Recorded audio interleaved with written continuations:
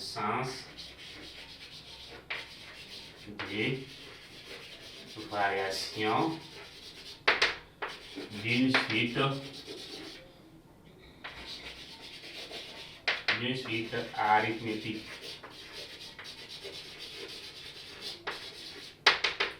Donc, premier cas, on avait donné donc le sens des variations dans les cas généraux. Dans les cas généraux, maintenant on précise que c'est une suite arithmétique. Donc, il faut faire la part des choses. Sens des variations d'une suite arithmétique.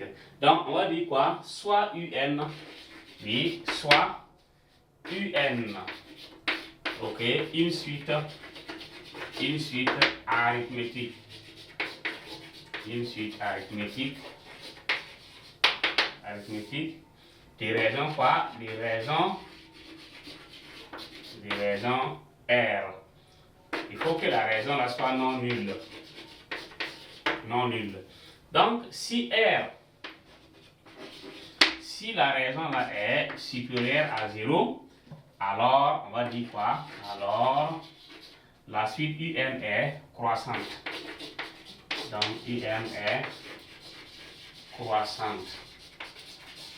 Ok, mais si R est inférieur à 0, alors on va dire que la suite là est UN là est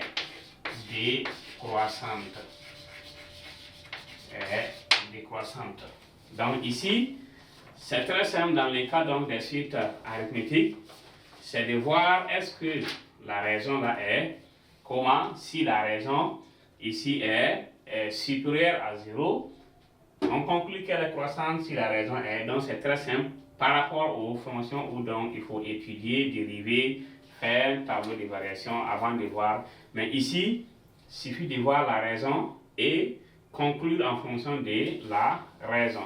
Donc le dernier point donc de ce petit point qui était sens des variations est sens des variations d'une suite géométrique.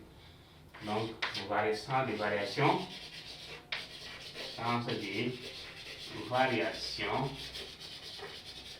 d'une suite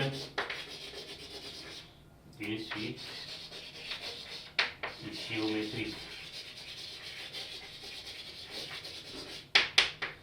Ok, donc pour le cas donc des suites géométriques, si la raison Q est supérieure à 1, la suite là est croissante.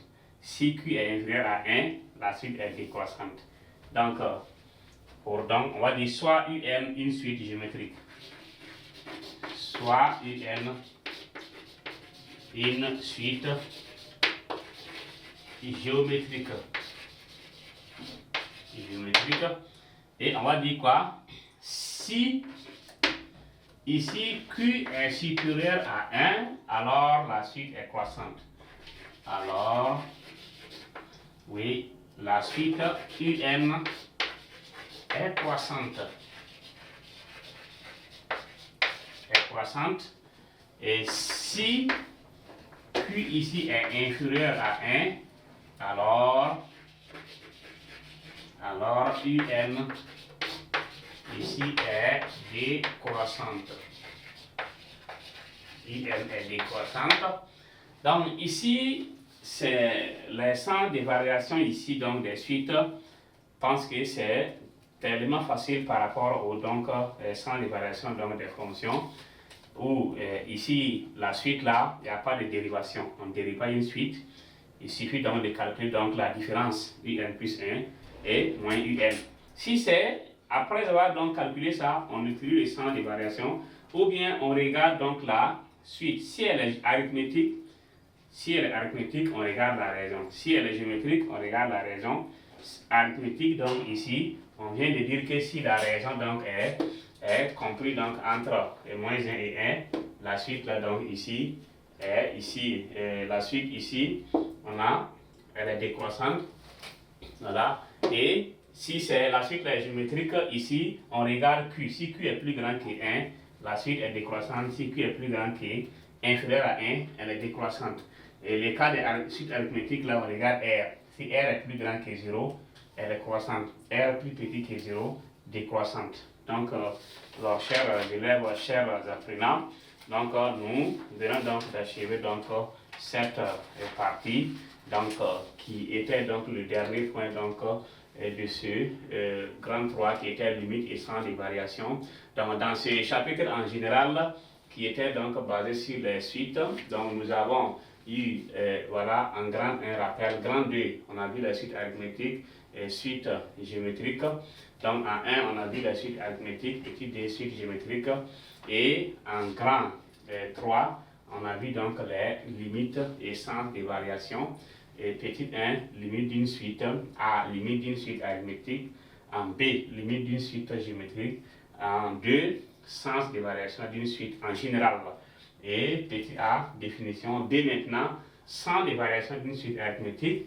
Petit c et petit c, sens des variations d'une suite, voilà, géométrique.